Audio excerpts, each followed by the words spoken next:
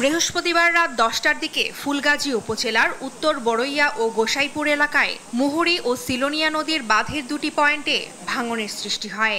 মুহূর্তেই পানি প্রবেশ করে উত্তর বড়ইয়া, দক্ষিণ বড়ইয়া, বণিকপাড়া, বসন্তপুর ও জগৎপুর গ্রামের নিম্নাঞ্চল প্লাবিত হয়। একই দিন দুপুর থেকে পার্শ্ববর্তী পরশুরাম উপজেলার মির্জানগর ইউনিয়নের মণিপুর এলাকাতেও সিলোনিয়া নদীর পানি বেড়ে বাঁধ উচ্চে লোকালয়ে প্রবেশ করে।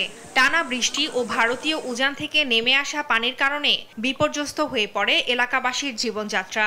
আবার থাকার ঘর ক্ষতিগ্রস্ত হয়েছে, মুরগি সবগুলাই নিয়ে গেছে পানির স্রোতে। অনুমানিক বর্তমান বাজার মার্কেট রেট তো 5 লাখ টাকার মতো হইব। পানি উন্নয়ন বোর্ডেরা আসে, পানি যখন ভাঙে তখন আসে, নয়ার পরে তো আর আসে না। আসি বলে দেখি এটা কি করা যায় বা কিছু কাজ করা যায় কিনা, ওগুলো তো কোনো খোঁজ খবর না। ফুলগাজীর মানুষ এখনো স্মরণকালের ভয়াবহ বন্যার ক্ষত ভুলতে পারেনি। তার আগেই আবারও বাঁধ ভেঙে ছিন্ন ভিন্ন হলো জনজীবন।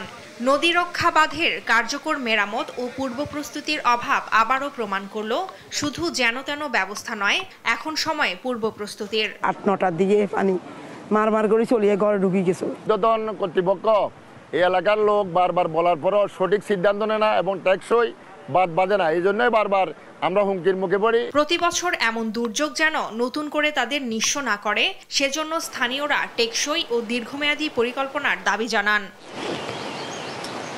নিউজ ডেস্ক, দেশ টিভি।